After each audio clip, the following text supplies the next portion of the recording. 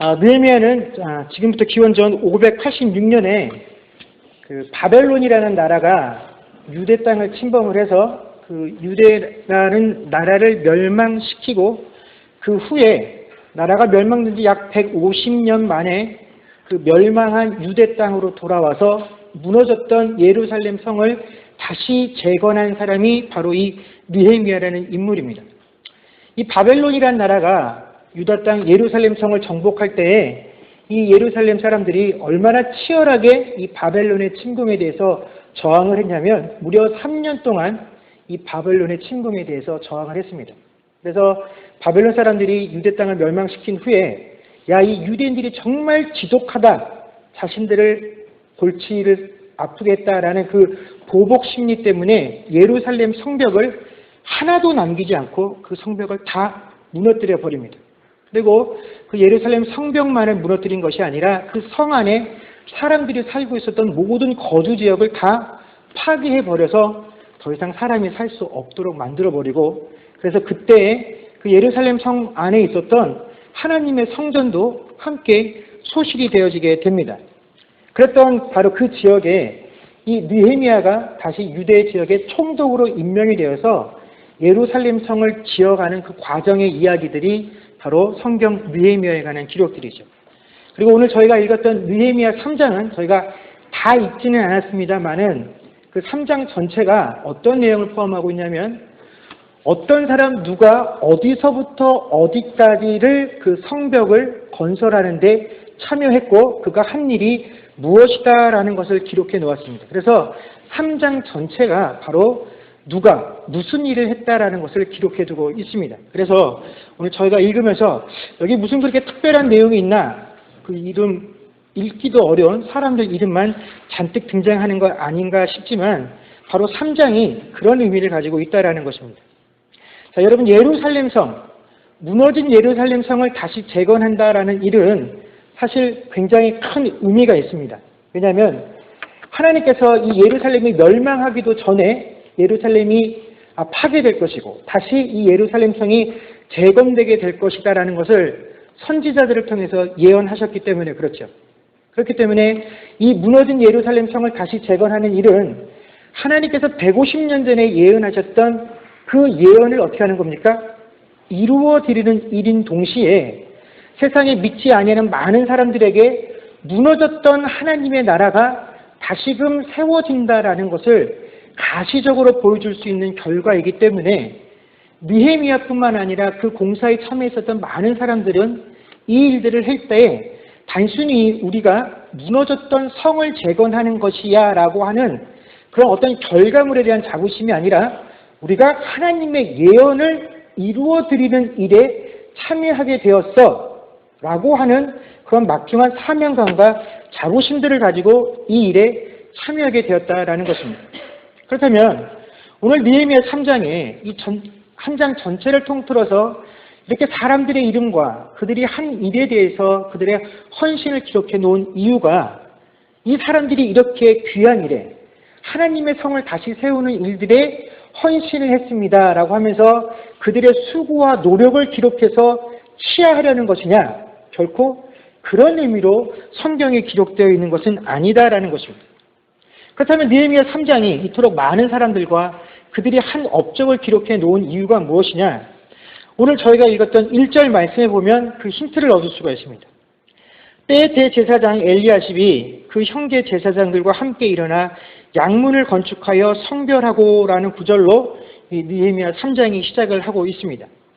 여러분, 이제 성벽을 새롭게 짓는 일들을 시작하려고 할 때 그 성벽 짓는 일에 가장 먼저 언급되어진 사람들이 누구냐면 대제사장과 그의 형제들이었다라는 것입니다.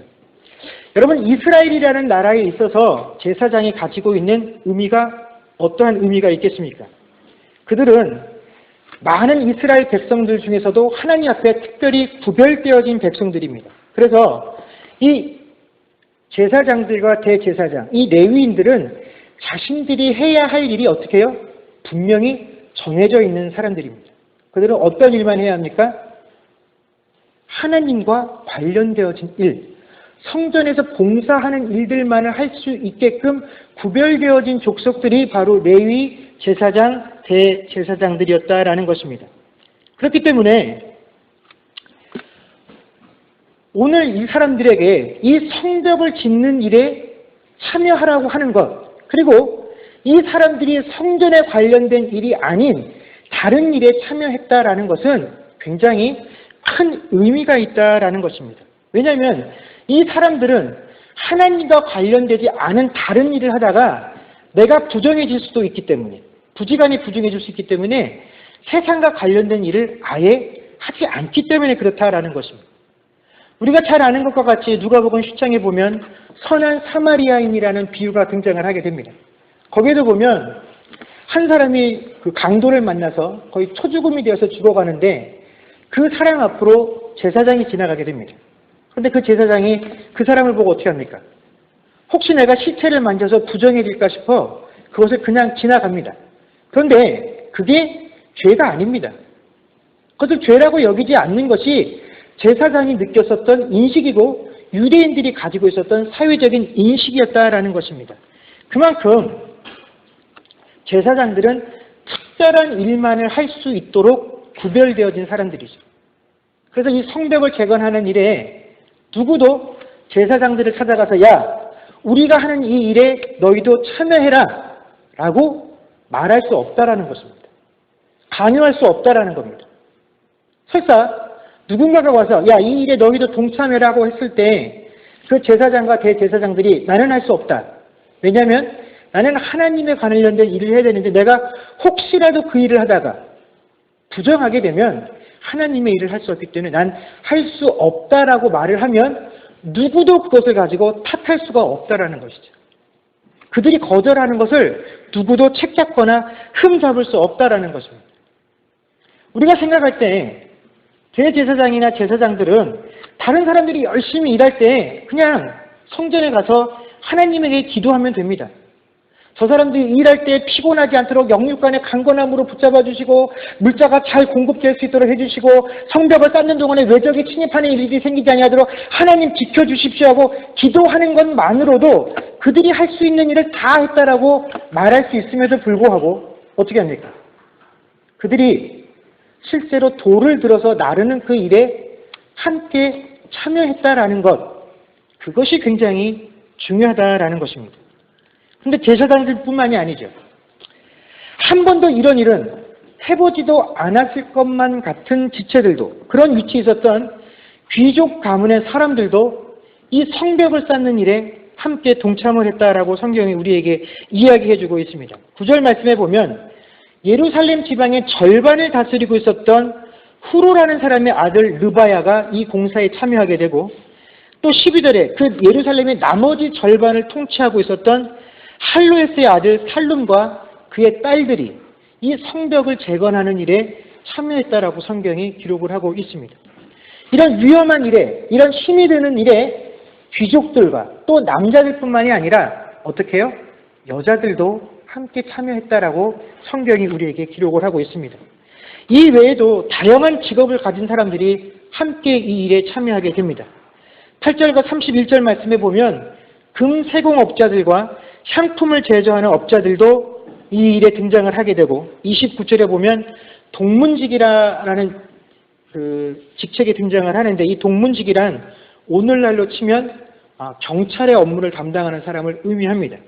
자, 이처럼 다양한 직업을 가진 많은 사람들이 이 성벽을 쌓는 일에 참여한 것을 성경이 우리에게 기록해서 보여주고 있는 것은 결국 도저히 이런 일을 할 수 있을 것만 같은 사람이 아닌 사람들이 모두 다 똑같은 일에 참여해서 똑같은 일을 감당했다라는 사실을 우리에게 보여주기 위해서 느헤미야 3장이 존재한다라는 것입니다.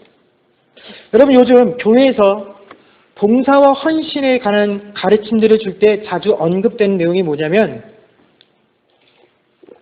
은사론입니다. 이 은사론이라는 게 뭐냐면 성도들이 교회에서 일할 때 각자에게 주어진 재능에 따라서 일을 해야 한다라는 이론입니다.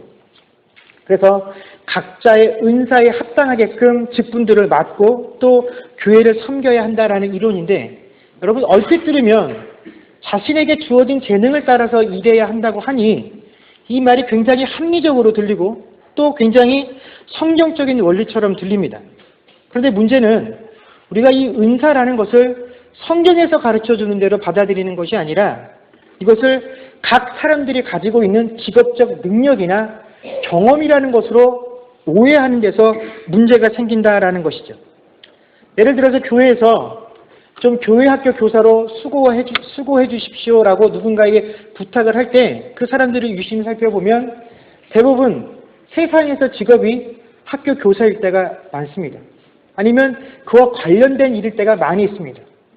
성가대에 와서 봉사 좀 해주십시오라고 하는 분들을 찾아보면 어찌 되었든지 간에 음악적인 재능이 있는 사람들에게 찾아가서 이 일들을 해 주십시오라고 부탁을 한다라는 것입니다. 그런데 이런 부탁을 하고 할 때 우리가 이분이 저는 그런 쪽에 은사가 없습니다 라고 대답을 하면 더 이상 할 말이 없어진다라는 겁니다. 나는 은사가 없기 때문에 안 하겠다고 하는데 당신이 왜 자꾸 나에게 이것을 강요하십니까? 은사가 없어서 못하겠다고 하는데 우리는 더 이상 뭐라고 부탁을 할 수가 없다라는 것이죠. 그래서 이 은사론이라는 것이 실제로 우리의 교회와 신앙생활 안에서는 내가 하나님을 더 잘 섬기고 교회를 더 잘 섬기는 데 사용되어지는 것이 아니라 실제로는 내가 하기 싫은 일들을 거절하는 데 이 은사론이 사용되고 있다라는 것입니다. 아무리 믿음 좋은 목사도 아무리 언변이 좋은 목사도 그 사람이 나는 은사가 없어서 그 일을 못하겠습니다라고 하는 데에는 더 이상 할 말이 없다라는 것이죠. 여러분 그런데 은사라는 것은 그 사람이 가지고 있는 특별한 재능을 의미하는 것이 아니다라는 것입니다. 자, 여러분들에게 한번 질문을 하겠습니다. 여러분, 목사는 어떤 은사가 있어야 목사라는 직책을 감당할 수 있겠습니까? 저에게 한번 말씀해 주십시오. 목사는 이런 은사가 있기 때문에 목사를 하는 겁니다.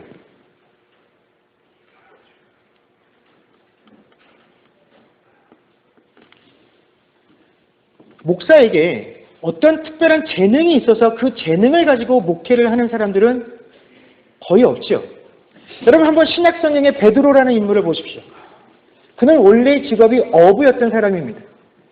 그러나 그가 많은 사람들 앞에 서서 하나님의 복음을 전할 때 매일 수천 명씩 그가 전하는 복음에 회심을 해서 예수를 믿는 일들이 벌어졌다라는 것입니다. 도대체 어부였던 그에게서 어떠한 재능이 있었기에 그 많은 사람들 앞에서 담대하고 조리 있게 복음을 전하는 그런 일들을 감당할 수 있었겠느냐 하는 것입니다. 은사에 관한 것들을 기록해 놓은 성경 고린도전서 12장을 보게 되면 거기에 보면 은사란 어떤 것이고 은사의 종류가 이러이러한 것들입니다라는 것을 기록해 두고 있습니다. 그런데 여러분 그 많은 은사들을 기록해 놓은 것을 보면 그 은사들이 각 사람이 가지고 있는 직업이나 혹은 그 사람의 경험과 연관되어져서 우리가 이게 은사로구나 라고 생각할 만한 것들이 없습니다. 또 우리의 기질이나 성격들과 연관되어서 저 사람은 기질이 이렇고 성격이 이러니까 이런 일을 잘할 수 있겠네 라고 연관되어진 은사도 없다라는 것입니다. 은사의 종류는 여러 가지다라고 말을 하면서 그 은사의 종류로 첫 번째로 기록되어진 것이 뭔지 혹시 아시는 분이 계십니까? 사도 바울은 우리에게 은사의 종류에 대해서 얘기했다. 그 첫 번째로 우리에게 은사란 믿음이다라고 가르쳐주고 있습니다.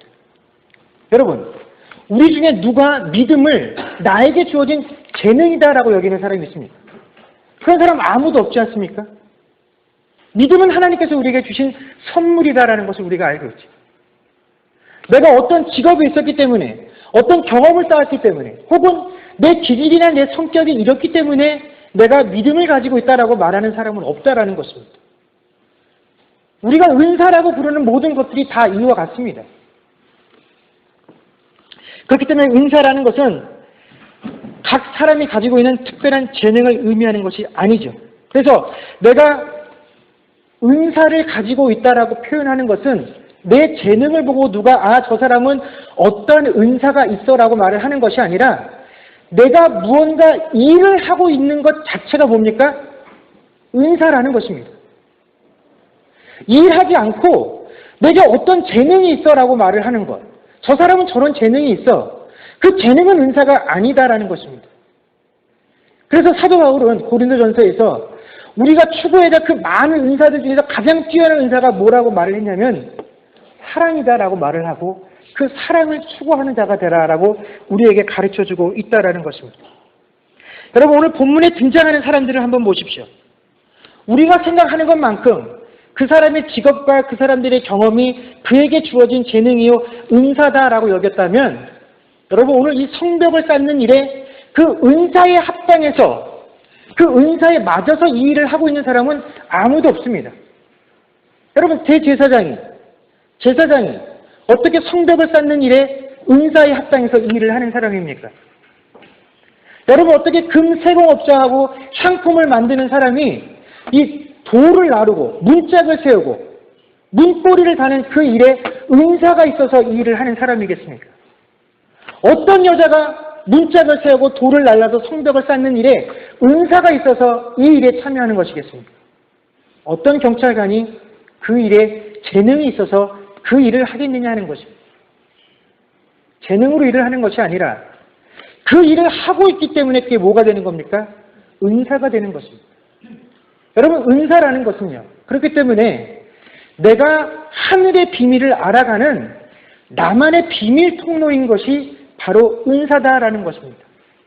내가 세상의 직업과 내가 세상의 경험에 비춰봤을 때 내가 이것을 세상에서 나를 판단하라고 했으면 내가 절대로 이 일을 할 수 없는데 내가 이런 일에 쓰임받을 수가 없는데 내가 교회 안에 들어오니까 하나님 안에 들어오니까 내가 똑같이 이 일들을 할 수 있구나. 나에게도 이런 일을 하라고 부탁을 하는구나. 나도 이런 일을 감당하라고 불러주시는구나. 내가 이 일을 감당할 수 있는 게 정말로 내 재능과 내 능력과 내 경험이 아니라 정말로 하나님께서 주시는 힘으로 내가 이 일을 하는구나라는 것을 내 스스로 발견할 수 있는 것이 뭡니까? 은사라는 것입니다. 여러분 그렇기 때문에 사도 바울이 우리에게 은사를 추구하라라고 하는 것은 그 은사를 우리가 행할 때 하나님의 놀라운 비밀과 힘을 경험할 수 있기 때문에 그렇다라는 것입니다. 여러분 보십시오. 이 사람들은 그들이 가지고 있는 직업이나 경험과는 아무런 상관이 없이 또 사회적인 신분이 얼마나 크고 높았느냐 낮았느냐 하는 것과 상관없이 그들은 성벽을 재건하는 일이라는 것에 똑같이 들어와서 똑같은 일을 할 뿐이다라는 것입니다.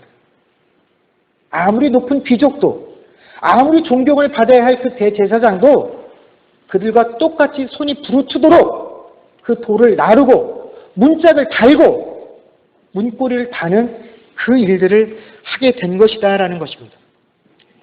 여러분 세상에서는 공동체가 더욱더 발전할 수 있도록 이 공동체의 발전에 관한 다양한 모델들과 방법론들을 제시합니다.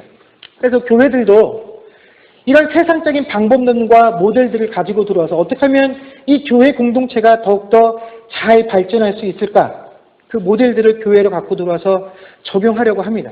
그러나 세상의 방법들을 가지고 이 교회를 이끌어 나갈 수가 없다라는 것이죠. 왜냐하면 원래부터 세워진 목적이 다르고 이것을 운영해 나가는 방법이 다르기 때문에 그렇다라는 것입니다. 그렇다면 이 교회라는 공동체를 향해서 하나님이 가지고 계신 목적과 계획이 무엇이냐? 그것이 오늘 저희가 읽었던 에베소서 2장 22절의 말씀이다라는 것입니다. 너희도 성령 안에서 하나님이 거하실 처소가 되기 위하여 예수 안에서 함께 지어져 가느니라. 여러분 하나님의 목표는 우리가 특별한 존재가 되는 것이 아닙니다. 우리가 교회 일에 전문가가 되는 것을 원하시는 것이 아닙니다. 하나님이 우리에게 원하시는 것은 우리가 함께하는 사람이 되기를 원하시는 것입니다. 다른 사람이 하는 일을 나도 하는 것입니다. 지금은 저분이 하고 있는 일이 되게 힘들고 어렵고 커 보여서 나는 못할 것 같지만 시간이 지나면 믿음이 쌓이게 되면 그 일들을 하게 되는 것, 해야 되는 것이 바로 교회 공동체의 특성입니다. 나는 그 일에 아주 익숙하고 능숙하고 그 일을 더 잘할 수 있지만 그러나 다른 누군가가 그 일을 할 수 있도록 나는 그 자리에서 물러나서 중요하지 않고 내가 익숙하지 않은 일로 들어가서 그 일을 해야 되는 것, 이것이 교회 공동체의 특성이다라는 것입니다. 그래서 내가 하고 싶은 일, 나 저 일 정말 하고 싶어. 그 일은 다른 사람도 정말 하고 싶은 일이다라는 것을 알아야 한다라는 것입니다. 나 이 일 하기 싫어. 나 이 일 너무 힘들어. 이 일 하면 표도 잘 안 나. 그래서 나는 이 일은 하고 싶지 않아. 좀 더 편한 이 일을 하고 싶어. 그런데 내가 하기 싫으면 다른 누구도 하기 싫은 일이다라는 것을 아는 것, 그리고 그것을 실제로 행하는 것, 여러분 그것이 교회 공동체의 특성이다라는 것입니다. 우리가 세상에서 함께 모여서 일을 할 때에도 그 공동체가 유지되기 위해서는 누군가가 희생을 감수해야지만 그 공동체가 온전하게 존속되어진다는 것을 알고 그런 사람이 필요하다라고 가르친다라는 것입니다. 그런데 하물며 예수 그리스도의 희생과 하나님의 사랑을 토대로 세워진 교회 안에서 그 희생과 헌신을 보여주는 것은 너무나 당연한 것입니다. 때로는 우리가 이 희생과 헌신이라는 단어가 교회 안에서 너무 남발되어져서 다른 누군가의 희생과 헌신으로 내가 교회에 와서 서비스를 받고 돌아감에도 불구하고 그것이 누군가의 희생과 헌신으로 이루어졌다는 사실을 모르고 받는 것에만 너무 익숙해져 버린 사람들이 많이 있는 것을 압니다. 그래서 그것에 대해서 감사하지 못하는 것, 그거 와서도 누군가를 계속 지적하고 투덜대는 것, 여러분 그것도 심각한 문제입니다. 그런데 그것보다 더 큰 문제는 뭐냐면 희생과 헌신을 해야 한다는 것을 알기 때문에 이게 하나님께서 나에게 요구하신 삶이라는 것을 알기 때문에 희생과 헌신을 하는데 이 희생과 헌신을 내가 고르는 사람이 있다는 거죠. 이게 더 큰 문제다라는 것입니다. 하나님께서 내게 요구하신 것이고 내가 신앙인으로서 해야 한다는 것을 알기 때문에 희생도 해야 돼, 헌신도 해야 돼. 그런데 나는 기왕지사 해야 할 것이라면 다른 사람들보다는 편한 것으로 이걸 때우고 싶어. 다른 편한 것으로 이것을 감내하고 싶어. 라고 해서 하고 싶은 것만 하는 그 희생과 헌신은 여러분 온전한 의미에서 희생이라고도 또 온전한 의미에서 헌신이다라고 부를 수도 없다라는 것이죠. 여러분 느헤미야는 오늘 이 성벽을 쌓으면서 이 성벽을 모두 40군데의 작업 구역으로 나누어서 각 사람에게 이 일들을 맡깁니다. 여러분 40구역을 나눴을 때에 그 40구역을 느헤미야가 공평하게 딱딱딱 맞추어서 나누었겠습니까? 그렇지 않다라는 것입니다. 여러분 이 성벽을 쌓을 때 어떤 곳은 공사하기 어려운 부분들이 있습니다. 어떤 부분은 상대적으로 공사하기 쉬운 부분들이 있습니다. 그래서 어려운 부분에 걸린 사람들이 있었겠지요. 쉬운 곳에 걸린 사람들이 있었겠지요. 또 같은 구역에서 일한다고 할지라도 어떤 사람은 돌을 나르는 일을 해야 하는 사람이 있었을 것입니다. 어떤 사람은 그냥 문고리만 달고 그 일을 끝내야 하는 사람들도 있었을 것입니다. 여러분, 협력이다라는 것은 모든 사람이 다 일을 똑같이 나눠서 하는 것이 협력이 아닙니다. 모든 사람들이 다 납득할 수 있도록 합리적으로 일을 나누어주는 것이 협력이 아니다라는 것입니다. 여러분 어떻게 우리가 똑같은 목표를 향해서 나아갈 때 모든 사람이 똑같은 강도로 일할 수 있겠습니까? 어떻게 똑같은 사람이 똑같은 편안함들을 추구하면서 일할 수 있겠느냐 하는 것입니다. 어떤 곳은 짧고 어떤 곳은 긴 곳이 있고 어떤 곳은 땅을 파기가 어렵고 어떤 곳은 땅을 파기 쉬운 곳이 있고 어떤 곳은 돌을 하나 날려도 쉬운 곳이 있는가 하면 어떤 곳은 작은 돌멩이 하나도 나르기가 힘든 곳이 있다라는 것입니다. 그런데 느헤미야는 그곳을 다 나누어주고 그곳이 완성되어지고 그 일들을 감당해내었을 때에라야 여러분 예루살렘이라는 성이 하나 만들어질 수 있다라는 것입니다. 여러분 그렇기 때문에 우리가 교회에서 일을 하다 보면 분명히 다른 사람보다 두세 몫의 일을 감당해야 하는 사람들이 생깁니다. 여러분 그럴 때 힘들고 힘드시겠지만 불평하지 마시고 원망하지 마십시오. 그러나 더불어서 우리는 연약한 존재들이기 때문에 우리가 끊임없이 이 누군가가 하기 힘들어하는 그 일들을 그것을 은사라는 이름으로 당신이 잘하니까 그걸 하라고 넘겨주고 나는 계속 편안한 일만 하겠습니다 라고 말을 할 수도 없다라는 것입니다. 여러분 협력을 한다라는 것은 어려운 일은 네가 다 맡아라 나는 쉬운 일만 하겠다라고 하는 것은 결코 아니다라는 것입니다. 여러분 에베소서 2장 22절에서 하나님께서 우리에게 요구하시는 모습은 함께 지어져 가는 것입니다. 여러분 함께 지어져 간다라는 의미가 무엇이겠습니까? 내가 할 수 있기에 다른 사람 두세 사람의 몫을 하겠습니다. 너 정말 힘드니까 너는 좀 쉬운 데 가서 일하렴. 너는 아직 모르니까 더 연약한 곳에 가서 네가 감당할 수 있는 일을 하렴. 나는 능숙하니까 익숙하니까 힘들어도 아직 감당할 수 있으니까 이 일을 할게. 그러나 아무리 부족하고 연약하고 이 일을 감당할 만한 능력이 없다라고 할지라도 당신이 둘 셋을 한다고 한다면 나도 최소한 하나만큼은 감당하겠습니다. 당신에게 모든 짐을 넘겨드리겠습니다. 라고 하지는 않는 것이 함께 지어져 가는 교회의 모습이다라는 것입니다. 여러분 그렇기 때문에 교회가 일을 할 때 가장 필요한 태도가 뭐냐면 바로 내가 그 다음을 책임지겠습니다라고 하는 자세가 우리에게 필요하다라는 것입니다. 느헤미야 3장을 오늘 집에 가서 한번 읽어보십시오. 그 느헤미야 3장을 읽으면 그 느헤미야 3장에서 가장 많이 등장하는 어구가 뭐냐면 그 다음은이라는 구절입니다.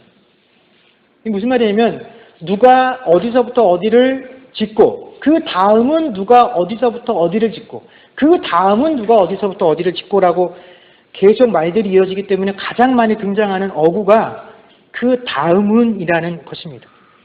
여러분 우리가 무슨 일을 하든지 가장 그 폼나는 자리가 어디냐면 처음을 시작하는 자리하고 마지막을 마무리하는 자리입니다. 항상 모든 스포트라이트와 관심들이 처음과 끝에 가게 되어 있죠. 그러나 여러분 그 중간을 메워주는 그 다음을 채워주는 사람들이 없으면 여러분 끝은 절대로 올 수 없다라는 것을 우리가 알아야 합니다. 여러분 끝이 없으면요 아무리 그 시작을 거창하게 시작했다라고 할지라도 그 시작은 결국 조롱거리가 될 수밖에 없다라는 것을 알아야 합니다. 여러분 예수님께서 이 땅에 오셔서 우리에게 복음을 전해주시고 그 일을 마치신 지가 2000년이 넘었습니다. 그런데 예수님께서 공생의 사역을 하셨던 그 3년 동안 이 모든 것들이 이루어진 것이 아닙니다. 예수님께서 계시는 동안 그 예루살렘 성 하나조차도 완벽하게 복음을 다 채우지 못하셨습니다. 그리고 그 일들을 누구에게 맡기셨습니까? 제자들에게 맡기고 그 제자들에게 예루살렘과 유대와 사마리아와 땅끝까지 이르러 복음을 전하라라는 그 일을 맡기신 것입니다. 그리고 그 복음을 받았던 그 제자들이 그 다음을 이었고 또 그 제자들의 제자들이 그 다음을 이어서 지금까지 그 일들이 이어져 온 것이고 지금도 그 다음을 잇고 있는 세대들을 통하여 이 일들이 진행되어져 가고 있는 것입니다. 그럼 제가 저희 교회가 처음 시작되어지고 나서 지금까지 이렇게 함께 신앙생활들을 하면서 여러분들에게 감사하게 여기는 부분이 참 많이 있습니다. 그 중에서 하나 여러분들은 못 느끼실지 모르겠지만 제가 여러분들에게 감사하게 여기고 또 제가 저 스스로 혼자에게 특별하게 의미를 주는 단어가 하나 있습니다. 그게 뭐냐면 그 원로 목사님이라는 칭호입니다. 저희가 올해 지금 창립 4주년 감사 예배로 저희가 예배를 드립니다. 저희 교회가 생긴 지 그럼 몇 년 된 겁니까? 4년 된 거죠. 이 4년 된 교회에 원로 목사님이 계십니다. 이 사정들을 잘 모르는 사람들이 오면 무슨 교회가 생긴 지 4년밖에 안 됐는데 벌써 원로 목사님이 계셔 라고 생각해하고 의아해할 수 있다라는 것이죠. 근데 이미 대부분 다 아시는 바와 같이 제가 알고 있는 기억 속에서 그렇습니다. 우리 최 목사님께서 이 칠레에 오셔서 처음 한인교회를 세우시고 이제 그 교회를 통해서 믿는 무리들을, 믿는 공동체를 처음 시작하시게 되셨죠. 그리고 그 중간에 어떠한 과정들이 있었던지 간에 상관없이 그 목사님께서 처음 세우셨던 교회들을 통해서 이곳 칠레아 땅에 벌써 한인교회만 교회가 4개가 되게 되었습니다. 그만큼 믿는 공동체들이 늘어났고 또 어떠한 방법을 통해서라도 믿는 사람들이 늘어나게 되었다라는 것이죠. 근데 저는 그 원로 목사님이라는 그 타이틀을 대할 때마다 늘 제 마음속에 그 생각을 합니다. 하나님께서 우리 목사님을 통해서 이 칠레아 땅에서 처음 시작하셨던 그 일들이 어찌 되었든지 간에 그 다음 세대들을 통해서 계속 이어지고 있다는 것이죠. 그리고 목사님이 시작하셨던 그 다음이라는 부분을 우리 교회가 또한 이어서 하고 있다는 점에서 저는 이 원로 목사님이라는 그 이름을 대할 때마다 이게 저한테 굉장히 큰 의미가 있다라고 스스로 생각을 합니다. 그리고 우리가 목사님을 부를 때 원로 목사님이라고 부르는 것에 대해서 우리 아무런 스스럼이 없잖아요, 우리는. 그것에 대해서 제가 여러분들에게 감사를 드리고 있다라는 것입니다. 그래서 이 원로 목사님이라는 이 타이틀, 이 이름이 저는 그 다음을 잇는다라는 의미에서 저에게 큰 의미가 있고 또 앞으로 우리가 해야 할 그 교회 일들 중에서 또 우리를 붙잡아 줄 수 있는 그런 이름이 될 수 있다라고 생각을 합니다. 오늘 저희가 창립 4주년 감사 예배로 이렇게 모여서 예배를 드립니다. 이 중에는 처음 저희 교회가 생길 때부터 함께 참석하셔서 예배를 드렸던 분들도 계시고 또 그 나중에 중간에 저희와 함께 이 예배에 참여하신 분들도 계실 것입니다. 근데 우리가 뭔가를 처음 시작할 때에 우리들 마음속에는 항상 그런 마음들이 있죠. 야, 우리는 앞서 지나갔던 그런 많은 교회들과는 우리는 좀 분명히 달라야 해. 아니, 우리는 다를 거야. 우리는 뭔가 좀 더 특별한 사명감을 가지고 이 일을 해야 돼. 라고 하는 그런 사명감들을 가지고 우리가 분명히 시작을 했을 것입니다. 그리고 우리 교회가 시작할 때 가지고 있었던 그 과거사, 또 개인적인 배경들, 우리가 그것들을 가지고 지나간 시간들을 돌이켜보면 분명히 뭔가 가시적인 성과를 내놓아야 한다라는 그런 책임감들도 우리에게는 분명히 있습니다. 근데 여러분, 우리가 이 일들을 행함에 있어서 너무 거창하거나 특별함을 가질 필요는 없습니다. 제가 이렇게 말을 하면 항상 저희 어머니께서 목사가 너무 욕심이 없다라고 항상 저한테 말씀을 하시는데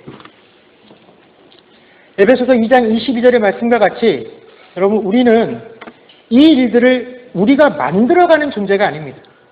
우리는 어떻게 되어져가는 존재입니까? 그리스도 안에서 함께 지어져가는 존재이기 때문에 그렇다라는 것입니다.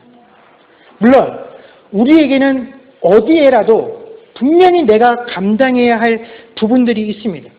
그렇기 때문에 그것이 크든 작든지 간에 우리 모두가 그 일들을 감당하지 않으면 여러분 함께 지어져 가는 일은 결단코 이루어질 수가 없습니다. 그러나 분명한 것은 나보다 먼저 신앙생활을 했던 나보다 믿음이 내가 좋다고 느꼈든지 간에 누군가가 지금 하고 있는 그 일들을 보면서 그 헌신을 보면서 그 희생을 보면서 내가 그 다음을 잇겠다라는 생각이 없으면 여러분 이 일은 결단코 이어질 수 없는 일입니다. 그러나 누구라도 지금 저 권사님이 저 집사님이 저분이 이렇게 어렵고 힘든 처지 중에서도 교회를 위해서 희생하고 헌신하는 그 몫에 내가 그 다음을 내가 책임지리라. 그 다음을 내가 잇겠다라는 마음이 있으면 여러분 이 땅에서, 이 칠리아 땅에서 아름답고 건강한 교회를 만들고 그 또 건강한 하나님의 나라를 세우려고 하는 우리들의 노력은 결코 허사가 되지는 않을 것입니다. 여러분, 올 4년의 모습들을 보면서 지금 이 순간까지 우리를 인도하시고 우리 스스로 만족하지 못하는 그 상황 가운데서도 하나님께서 우리를 이만큼 될 수 있을 때까지 만들어주시고 다듬어 주셨던 것과 같이 우리가 돌아오는 다음 해에는 지금보다 더욱더 하나님 앞에서 온전해진 그 모습들로 인해서 하나님께 칭찬받을 것을 기대하면서 함께 지어져 갈 수 있는 저와 여러분들이 될 수 있기를 주의 이름으로 간절히 축원합니다. 기도하겠습니다.